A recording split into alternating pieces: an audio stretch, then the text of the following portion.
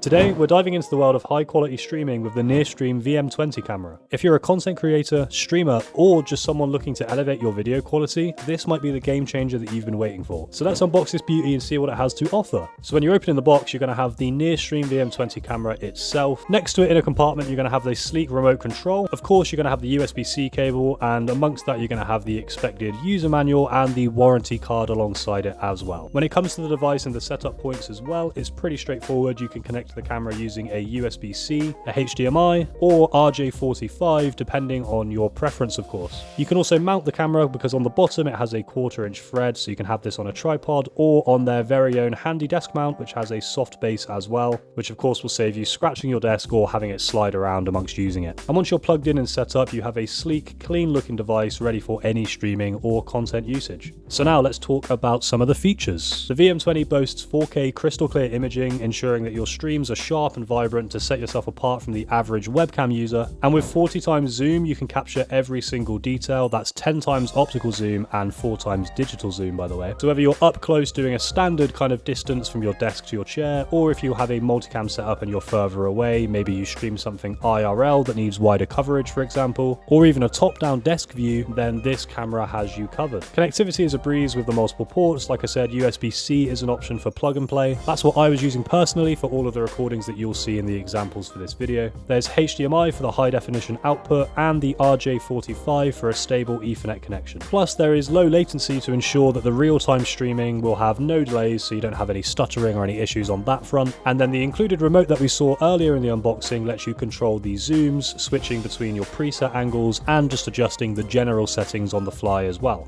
And for those of you with a multicam setup, or maybe you're hoping to get one, the VM20 will integrate seamlessly, allowing for a dynamic and versatile streaming or recording experience. So whether you're podcasting, live streaming your gameplay, or hosting virtual meetings or something on the more professional front, the VM20 will adapt to your needs and give you a professional looking edge. Its 8 MEMS microphone array with AI noise cancellation also ensures that your audio is as clear as your video if you opt to use the built-in option, of course, rather than using an external separate microphone. And in a meeting scenario, or let's say you're having a stream or a video with a guest, for example, the camera captures everyone in the room with clarity, making collaboration feel a lot more personal, natural, and more engaging overall. So here is the VM20 in action. You're seeing and hearing everything the camera has to offer right now. And just for a bit of context, I am roughly this far away. Hello. I'm going to scooch up now. So as you can tell, it's pretty crisp quality, annoyingly crisp. I can see all of my grey hair. And this remote is what I was using for the zoom features. So you can see on the left, there's a zoom in and out and then a faster version. There's a camera flip. So if I do that, you'll see the remote the right way around. There's also white balance here, which you can do in one click, a focus option, which you can do in one click. So if something does come out of focus, so if I moved and I wanted my face to be in focus, I can just go and it's focused. These directional buttons will pan the camera when you're zoomed in. So if you zoom all the way in, but you want it to be a little bit to the left or center a shot, you can. There's a power off, a mute, and a lock button for obvious reasons. Also settings in the menu. So there we have image settings, network settings, settings in general, and device info if you want to play around with it. And there's some preset buttons, so you can actually set it up as a certain kind of angle or zoom that you like, and then rather than doing it manually on the remote, you can just click the preset button and it will take you there. Just to show the sheer craziness of this zoom as well, let me angle it back down, I'll sit back down and let's just start zooming all the way in as far as this goes, which is 40 times zoom. They're still going, still going. Hello. So you can see that I look very tired, but the zoom is capable of sort of maintaining that 4K quality no matter how far away it is. Even if you move a little bit, the focus is pretty good. You can refocus with that one click. And again, you can kind of seamlessly get some far away shots, some far in shots, and voila. So final thoughts on the NearStream VM20. Good.